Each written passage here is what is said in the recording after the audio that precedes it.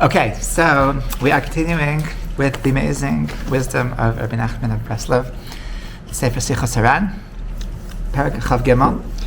So we're going to be talking about why it's important to be religious. We're going to be talking about what's the importance of Torah, what's the importance of mitzvahs, and the world of spirituality in general.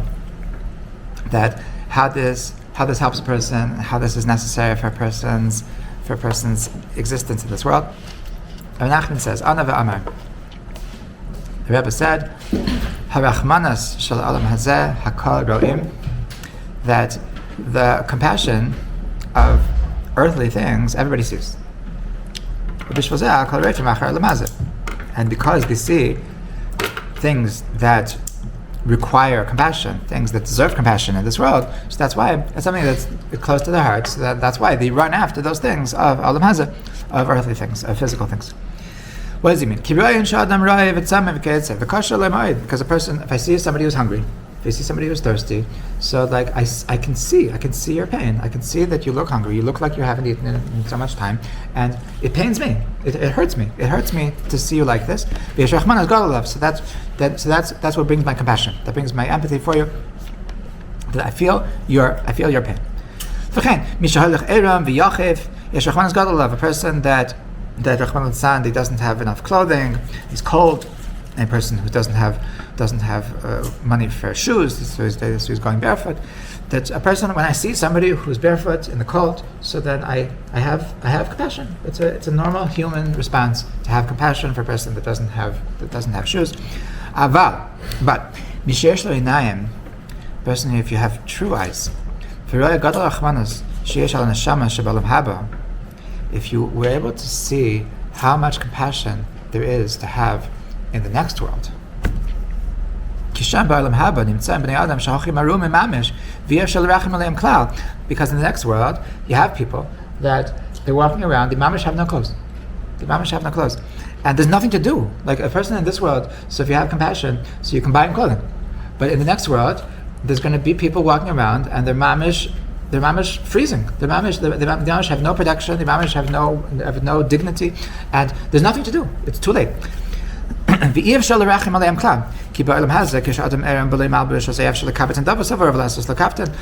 in this world, if you see a person that's in need, so you make a GoFundMe.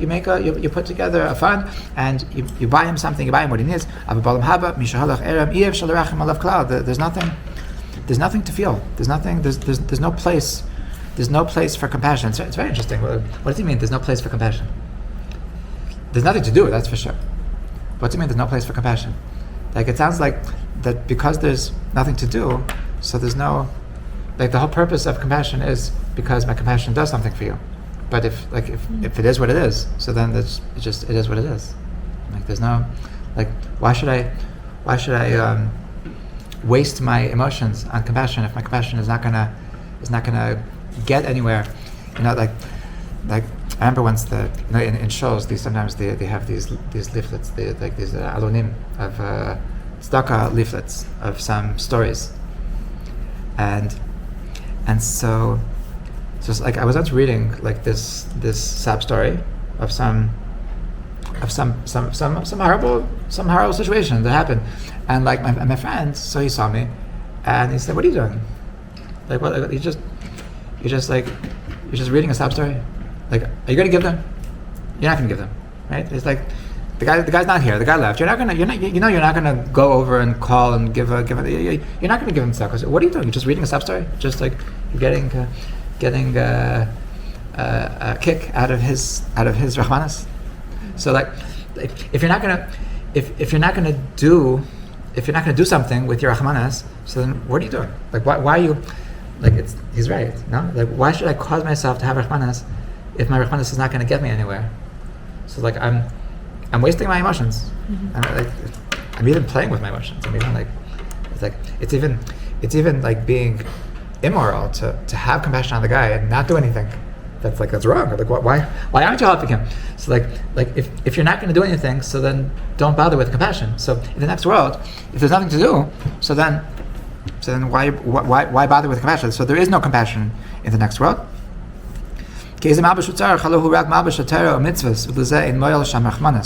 that the thing he needs in the next world is Torah mitzvahs. So now this is actually the sequence. The reason why Rabbi Nachman teaches this Torah after the last Torah is because in the last Torah at Chav Beis in 22, so he talked about the fact that how awesome it is to have a mentor, how awesome it is to be connected to tzaddikim. Because if you're connected to tzaddikim, so then even when everybody is being thrown around, everybody is going crazy. But if you're able to hold on to the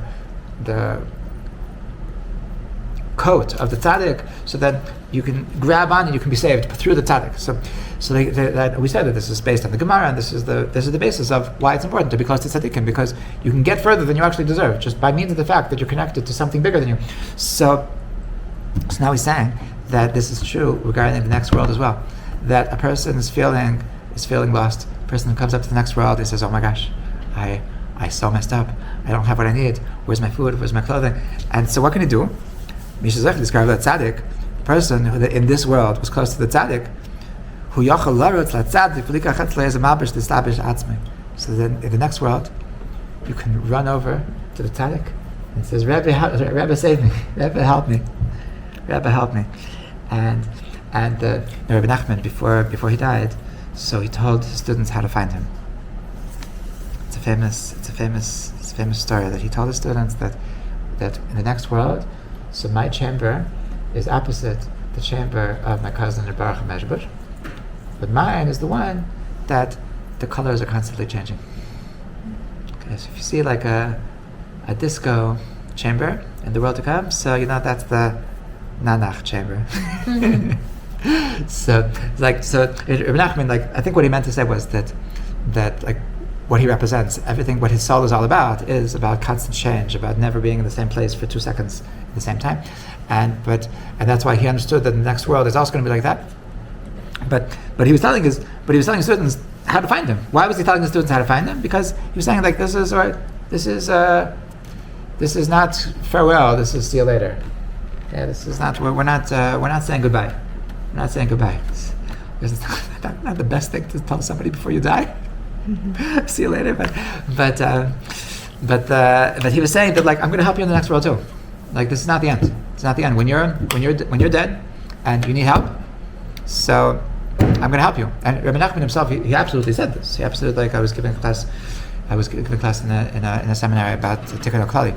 Rabbi Nachman said that before he dies, he took witnesses, and he testified before these witnesses that after I die, that anybody that comes to my gravesite and he gives a penny to tzedakah, and he says the Tikkun HaKlali, so I promise that I'm going to do whatever it takes to get you out of hell. So that's why it's a big thing. It's a big thing that you should do it. You should actually do it. I'm actually saying that you should make a point to before you die to go to Oman, and you should give some tzedakah, and for Leila Nashmat, Rabbi Nachman, and you should say the Tikkun HaKlali, and it's he promised that if you do it, he's going to be there for you. And he's saying over here that in the next world, so the tzaddik can help you. The tzaddik can, if you you go over to the tzaddik and say, Rebbe, what do I do? I messed up in life. So the Rebbe can help you. The Rebbe will say, okay, he's with me. He's with me. Imagine you're going trying to get backstage to some performance, and the bodyguards and the security, they're saying what are you doing here? Get out of here. And the performer says, no, don't worry, he's with me. You're in because he's with me. Right? That works, right? So the next world that works.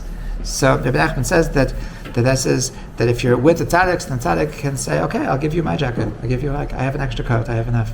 I'll give you. You don't have to be cold. I'll give you my coat. Sure. If I'm in hell, I won't be cold. Right? If I'm in hell, I won't be cold. I have an extra. Give me your AC. Extra. But which Rebbe is going to be there with hell? That's the question.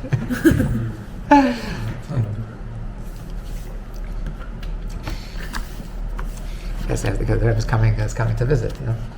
I ever told you Rebbe Weinberger said a joke that there was 3 Yidden that they were friends. one was the Chabadsker, one was the Breslover, one was the Litvak. And Nebuch, they were in some car accident and they all died. And they wake up, and lo and behold, they find themselves in hell. And so, like a couple of minutes later, so the Lubavitch Rebbe walks in, and he says, "What are you doing here?" So he says, "I don't know. I don't know what I'm doing here." So he said, "You don't belong here. You said you did chitas. You did shlichus. You were good. You were a good chassid. I'm getting you out. Come with me." He grabs him by the arm and he takes him out of Gehenna. And then Rabbi Nachman comes down, and he says, "What are you doing? What are you doing here? What are you doing here?" He said, "I also don't know what I'm doing here." So you don't belong here. You went to Uman. You said the Tikkun HaKlali. You did the Spedidos. You don't belong here. I'm getting you out of here." And takes him, grabs him by the arm. And then the Litvak's Rosh Hashiva comes down, and he says, "I told you so."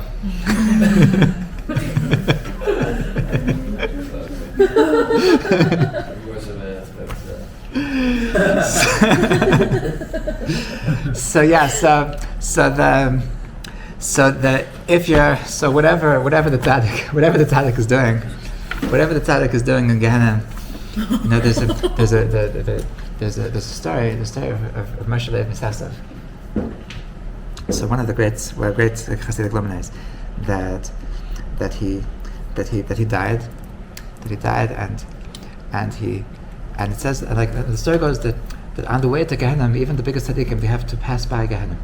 On the way to heaven, on the way to Gan Eden, so even the biggest tzaddikim, they have to pass on to Gehenna, and like it's supposed to be like more of like a technical thing, like just like, okay, like it's a rule, like it says in the protocol that you have to go by Gehenna. So like, but when he passed by, so he saw everybody, and he started giving everybody hugs, and he says, "Guys, oh Chavra, I love you, I miss you, how you doing?"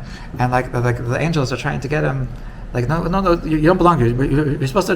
We're just at the protocol. You're supposed to be going to Gan Eden. And he says, "No, hold on.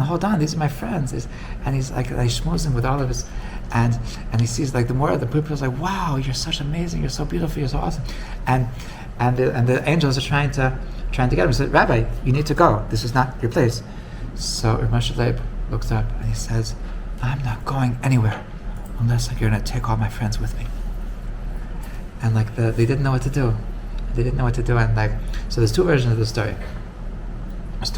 One version of the story is that they decided that for every time that Moshe Leib helped out another yid, so he's able to bring one yid out of Gehenna.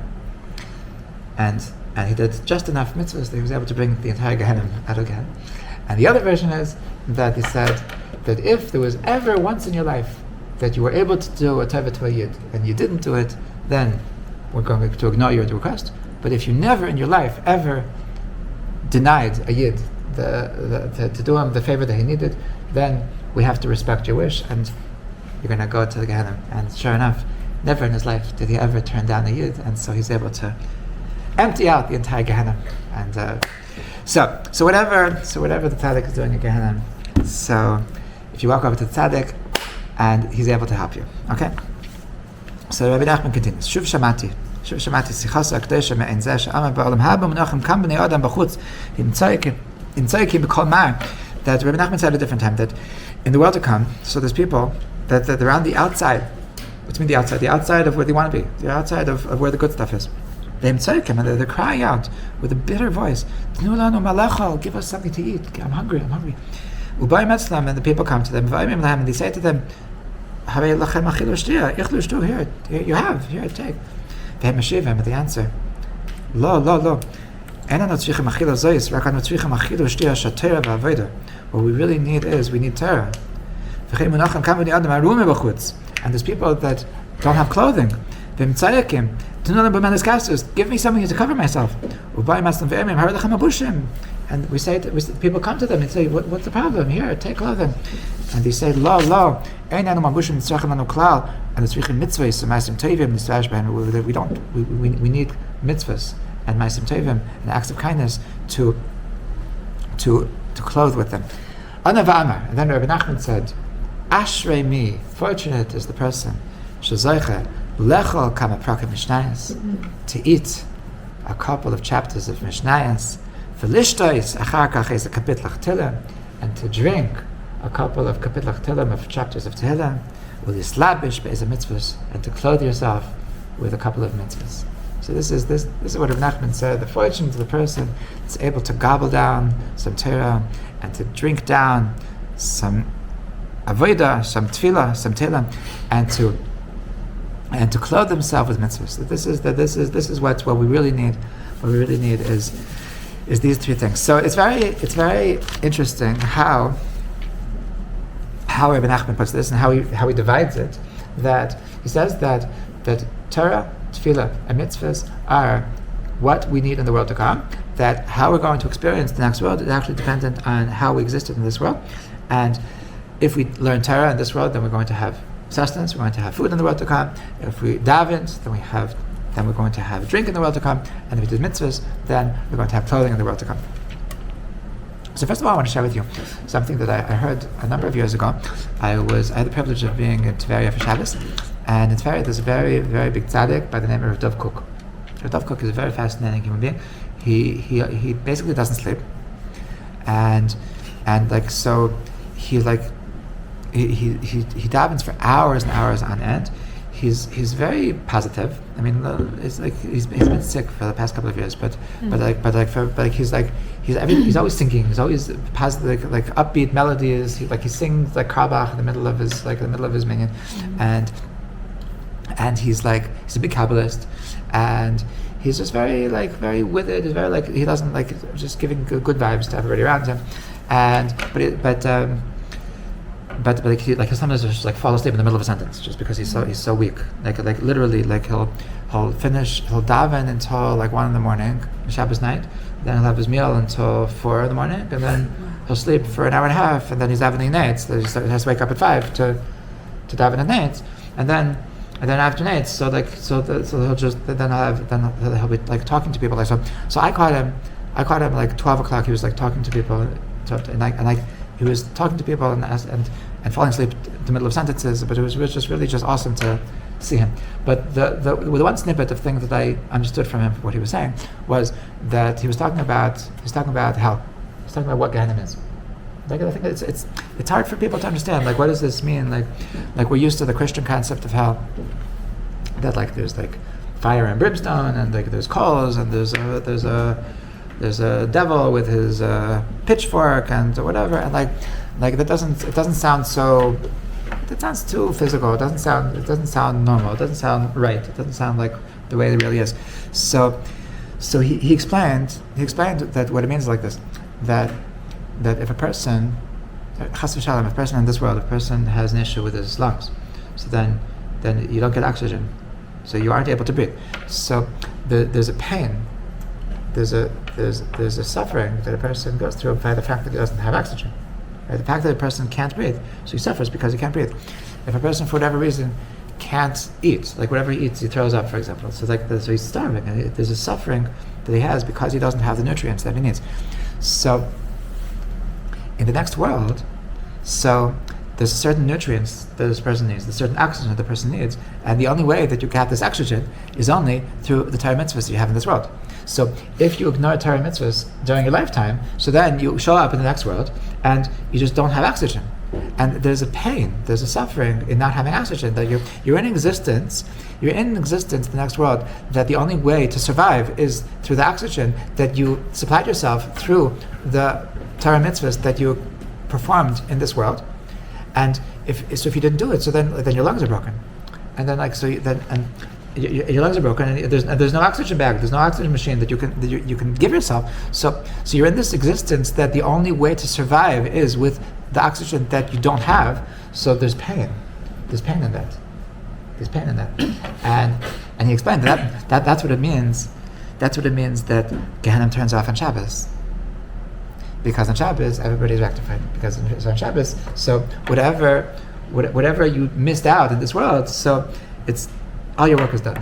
So we reach our perfection. On Shabbos, it's as if we did all the mitzvahs. So on Shabbos, so that there is no lack so there is no suffering. Okay, but the way what Chazal are actually talking about when they're talking about suffering in the world to come, what they mean is that in the world to come, so it's only your soul. It's only your soul. Like the way I heard once is that in this world your soul can be a parasite. A parasite is that you latch on, you have no life source, you have no nutrients, but you can suck out the life of somebody else. You can suck out the nutrients of somebody else. Right? So you can have a soul that's actually dead, actually has no nutrients, there's no way of surviving, but in this world, so your soul can be a parasite on your body. So your body's alive, but your soul is actually dead, but you can survive as a parasite. But the next world, so there's no more body. So then the next world, only if your soul is inherently alive are you going to be alive. If your soul doesn't have what it takes to be alive in the next world, so then you're dead. Right? That's what Chazal mean when they say that Rishayim, afilu b'chayim kri mesim, that wicked people, so even when they're alive, they're actually dead. What's it mean they're actually dead? It means that their souls are dead. So if your souls are dead, so how come you're alive? Because your soul can be a parasite on your body. But actually your soul has no way to survive. Your soul only lives off of Torah mitzvahs. Your soul is spiritual. So just like our bodies need nutrients, so our souls need nutrients. And if you don't give your soul nutrients, it dies. So the only reason why you're not in the grave is only because it's a parasite. So this is what it means. This is what it means that the Torah and mitzvahs is different. The nutrients the person needs. That this is the only way that your soul has what it needs to survive is only through this. This is just like there's nutrients of the body, there's also nutrients of the soul. So he says that there's actually a scientific way of dividing what's the different parts of the nutrients, what's the different parts of the way that we're giving our soul survival. So he says that the Torah is the food, and the davening is the drink, and the mitzvahs is the clothing. Okay. So now, first of all, I want to talk about the difference between food and clothing, because this is something that the Baal Tanya talks about. Baal Tanya at the end of chapter 5 in Tanya, so he says the same thing. He quotes this from the Arizal, that Torah is like food for the soul, and mitzvahs is like clothing for the soul. Okay, so what does that mean? What's the difference between food and clothing? So food is what gives you the strength to live. Okay, it's what gives you energy. It's what gives you you can't live without food. You can live without clothing. Right? It'll be uncomfortable. It will be undignified, but you won't die. So clothing is what gives you dignity. What gives you honor. It's the way that you present yourselves in the world. Is through your clothing. So he says the Torah. What's special about Torah is that Torah is simply the oxygen of what your soul needs to exist is Torah, and so this is something that if you want to transform yourself, if you want to become something bigger, so Torah has the power to transform you. Okay, mitzvahs is exhilarating. Mitzvahs makes you feel good, but if you want to become something else, the only way to become something else is through learning Torah. And there's something amazing about Torah, that the Torah has the power to pick you up. Rabbi Nachman talks about this in Torah Aleph, that in the Haran, that the Torah gives you chen, gives you grace, it makes you pure, it makes you closer to Hashem. It simply turns you into something else. I mean, there is something in Torah, that Torah is divinity, Torah is one with God, and the more that you're learning Torah, so you're actually injecting yourself with something spiritual. It's simply putting, and that's why learning Torah is so much more than the actual intellectual experience. That you can have a person that like he doesn't get it, he doesn't understand the classes, but it's just it's life changing. That I remember for years I would go to a certain tzaddik in Esther. His name was Tzimar Zilverberg. he's a big rabbi, and so I would go there for Shalosh, and it was a very amazing experience. Like they have like 500 600 people there, and all the lights are out, and he's like crying and screaming and shouting and teaching and singing, and he would talk in a very, very fast Yiddish, and like I would understand some of it. I wouldn't understand all of it. I wasn't just like I wouldn't understand close to all of it, but it was just such an experience. It was such just to be with him and just to feel how much he wants to be close to Hashem, and he's so the real thing, and just to be there to experience the real thing, it was just so life changing. I would remember like consistently walking out of there just wanting to be a better Jew, and like so I would come home and my wife would say, "No, what did he say?" And I said like he was talking about Shabbos. It was like it's so not the point. The point is it's so. Like whatever he said is not the reason I went. Like you can read books and you can get more inspiring things than the ideas that I just heard. I didn't go because I want inspiring ideas. I went for him. I went because the Torah just pierced my soul. It's something changed inside of me, and this is why the Rabbi Nachman says that it's important to hear Torah from a human being. It's not enough to read from books. I remember I had this problematic young man. He came to my Shabbos table, and I could tell that he was very full of himself, and very didn't give a care of what other people had to say. And I asked him, "Do you have a rabbi?" He says, "Of course I have a rabbi." And I says, "Who's your rabbi?" He says, "Moshe Rabbeinu." I always tell people it's a good question. If you want to know if a boy or girl where they are in spirituality. So it's a good question to ask. Do you have a rabbi? If you don't have a rabbi, that means that they do whatever they want. It means that So the Torah is transformative. Torah is not just about now I became a wiser person. I became a different person. I became a bigger person. I became closer to God because God is hiding in the Torah. Because there's divinity in the Torah, so when I learn Torah, so my soul is becoming alive. Okay, my soul has the oxygen it needs. It has the food, mazon. It has the nutrients that it needs to survive. Is only through Torah. It's only through Torah. And mitzvahs is about doing. Mitzvahs is about expression. Clothing is about expression. Like clothing, how I dress is saying something about myself. Right? I want to present myself to the world a certain way, and I'm saying I want the world to know what's inside.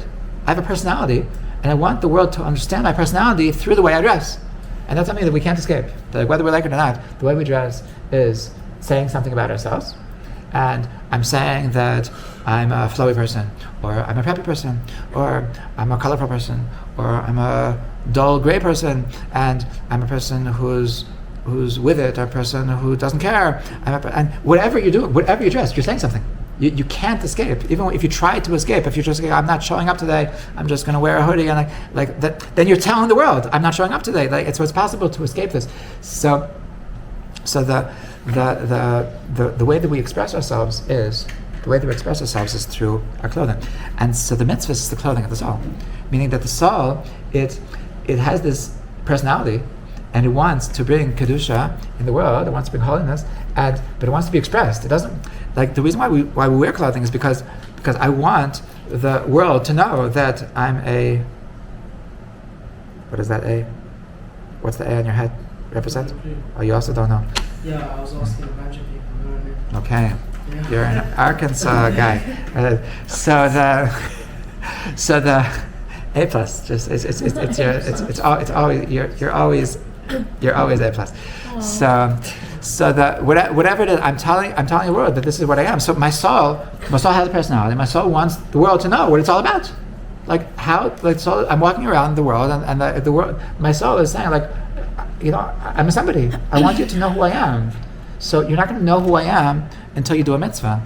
When you do a mitzvah, when you're nice to somebody, when you give tzedakah, when you put on tefillin, then your soul says look at me. Look at me. See, I'm putting on my A hat. I'm showing you who I really am because I'm doing something. And until I do something that nobody knows, I'm not expressing myself. So it's important to do because I need to express myself, and that's where my honor comes from. That's where clothing is connected to honor. So food is about essence, and clothing is about expression and about how am I presenting myself to the world? What is my presence in the world?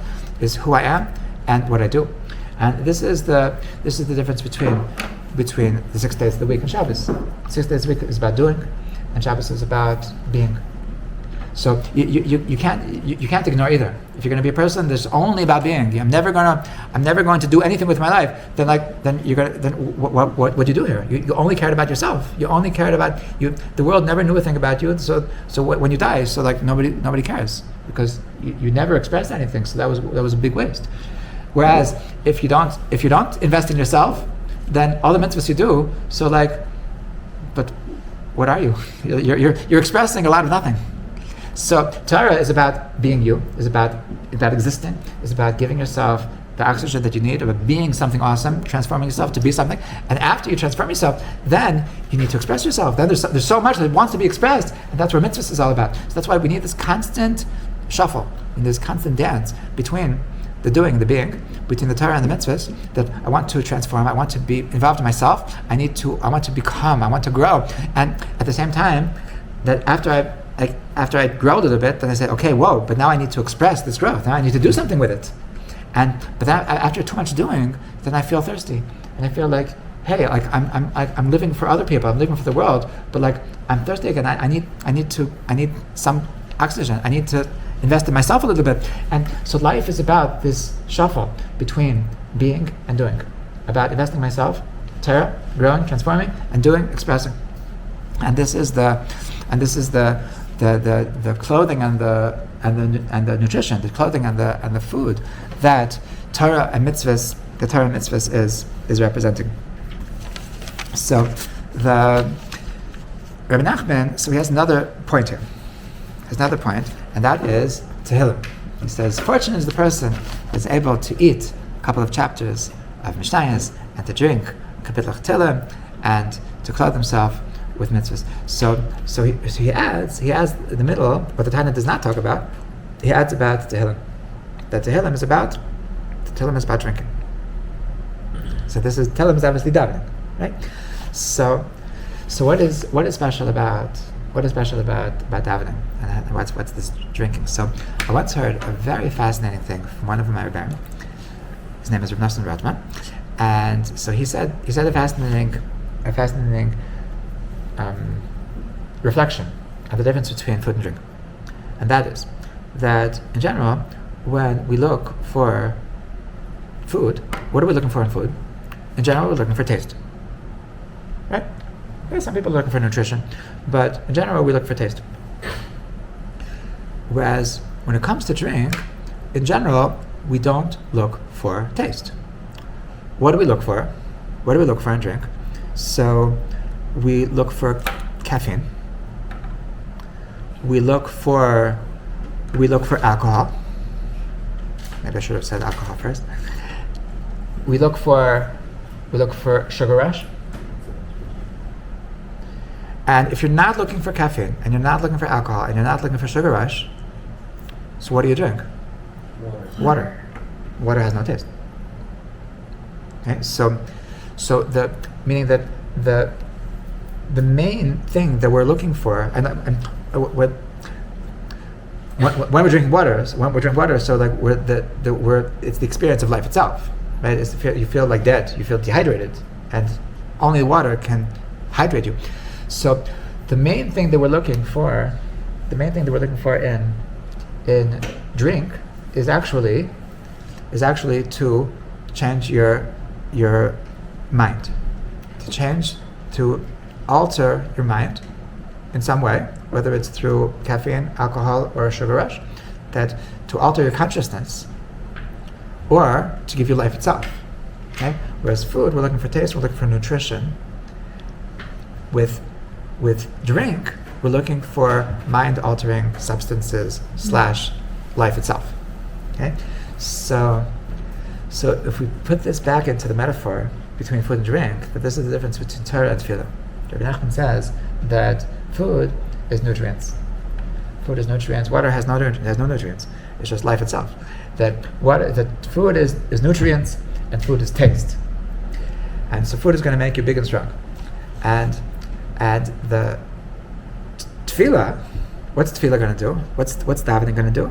Tefillah is going to give you life itself, and it's going to alter your mind. It's going to alter your consciousness, to elevate your consciousness.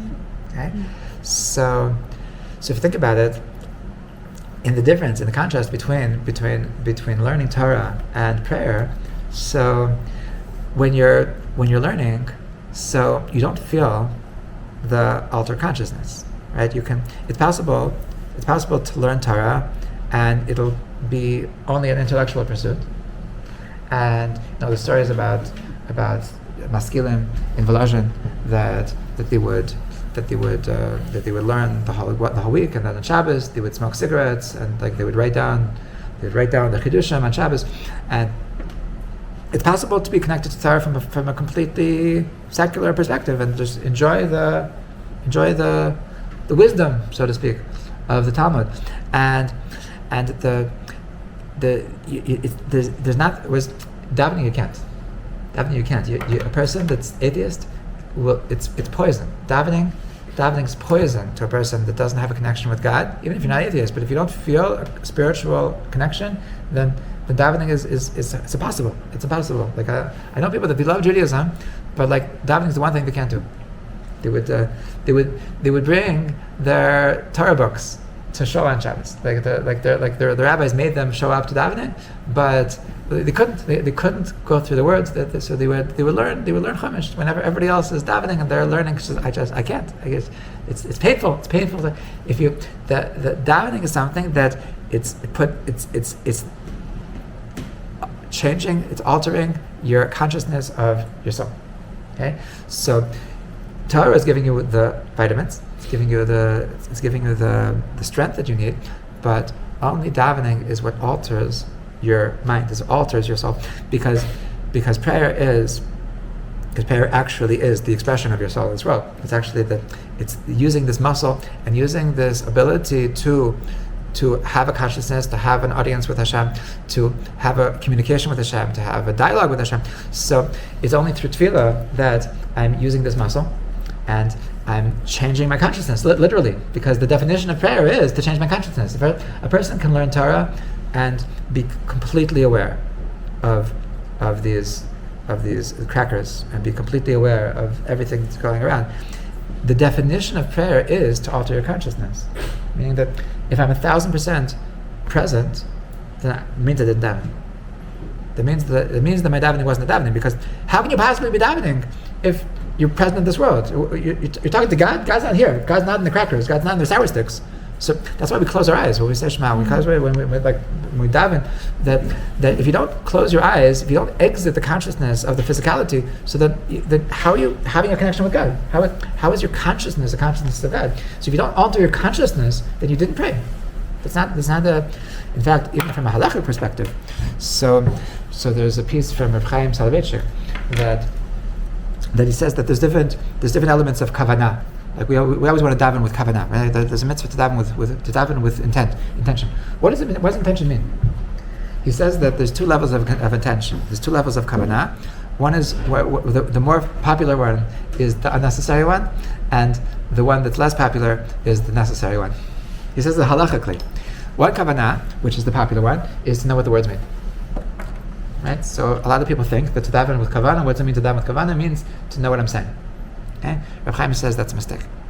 That the critical kavanah of prayer is to have the awareness that you're speaking to God.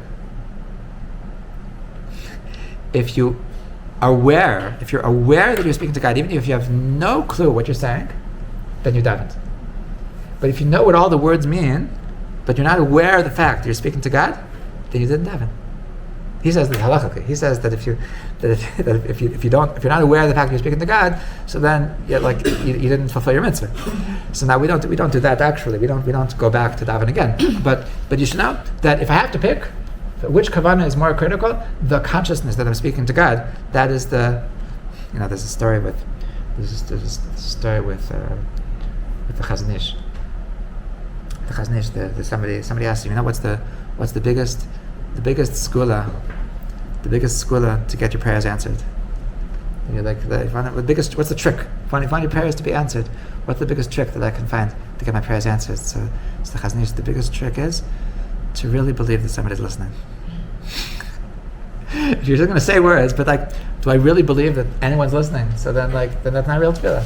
The basic thing of tefillah is just to have a basic belief that it's going somewhere. That I'm not just talking to a wall. Okay, so that's the basic definition of what prayer is. So that's drink. Drink is to alter my consciousness, and that's what prayer is all about. To change our consciousness to a place of speaking to God, and to circle back to what Rabbi Nachman is saying. So this is how we prepare our soul for the world to come. That in the world to come, so our bodies are going to need minerals and vitamins. They're going to need consciousness. They're going to need caffeine, and they're also going to need clothing. And so, how we live our lives in this world is how we are giving life to our soul. And so, in this world, so our soul can be parasites on our bodies, and then it ends. Right? This is perfect. Perfect segue from last week about dying. So now nobody's afraid to die. So once you're dead, so then you numb your body. So now you have to deal with your soul. You have to deal with your soul, and so your soul is stuck, and your soul has to stand on its own 2 feet. And if it's going to stand on its own 2 feet, so it needs to have vitamins, it needs to have caffeine, and it needs to have clothing. And so this is Torah, tefillah, and mitzvahs is the only way that our souls are going to have a reality. And the truth is that if we think about it, I never like to look at Avodas Hashem as do it because when you die you're going to be my approach to Judaism is always about this world. And this is something that the Haran writes, that the reason that really the next world is simply a normal transition. Whatever you were in this world, that's what you're going to continue to be. And that's what Rabbi Nachman writes, that as much as you develop your soul in this world, so that's what you are in the next world. That's why he says there's a crazy thing, that it's not enough to do things. You have to condition yourself to become things. If you're gonna just fake it and never make it, so then if you're gonna hate God in this world, but you went to some yeshiva that they convinced you that you better do mitzvahs anyway because God is big and strong and He's going to beat you. So if you don't keep Shabbos, then you're going to burn in hell. So then you're gonna live your whole life hating God, hating Judaism, and hope that when you die, that somehow something's going to change. So Rabbi Nachman says, "Sorry, Charlie, you're going to die and you're going to still hate God, and you're going to still be living in hell." And the whole, it doesn't work unless you actually transform yourself, unless you actually get yourself to like spirituality. Then, when you die, then that's all about. Then that's bliss. And if you, there's a Litvish joke. It's not a joke. It's a Litvish word that the next world is that there's only one thing. There's a shtender and a Gemara. That's it. If you love learning, then you're in heaven. Then you're in paradise. If you hate learning, then you're in eternal hell. That is it. It's not think about it. A person learned his whole life. He learned 18 hours a day because some rabbi told him that if you learn 18 hours a day, you're going to go to heaven. And then he dies and he says, "More?" the whole thing is your consciousness. Your existence for all eternity is how you experience life, how you experience spirituality, how you experience mitzvahs. So the whole purpose of mitzvahs is to condition ourselves, is to transform ourselves, is to change ourselves, to become a person that loves Hashem, to become a person that loves Torah, to become a person that loves mitzvahs. So I don't want to. Nobody should misunderstand that the purpose of this whole class is that if you don't do mitzvahs, then you're gonna die, and then you're gonna be cold, and you're gonna be starving, and you're gonna be like the point is that even in this world, your soul is thirsty now, your soul is hungry now, your soul wants to give expression now. Your soul has a soft voice, and she's saying, "Could you please feed me? I'm so hungry. Sometimes we merit to feel this. Sometimes we merit to hear her voice, and those are the moments of truth. That I feel like so empty. Like, what do you mean you're empty? So much is everything going for you. That's your soul. That's your soul. Finally, you heard her. Like that feeling of emptiness. That's your spiritual stomach growling. That's her voice saying, please, I want to express myself. I want the world to know how beautiful I am. And that's your desire to do mitzvahs, that's your desire to do something holy with your life. So this is really what it means. Really, it's not everything that Rabbi Nachman is saying about what's going to be in the world to come. So that's just a way that we should circle back and say, hey, it's actually right. It's actually like this right now. So I bless the soul that we should be connected to ourselves, and we should be aware of the fact that our soul needs nutrients, and be aware of the fact that our soul needs expression, and this is really the way to live life, to be really in tune with ourselves. Amen.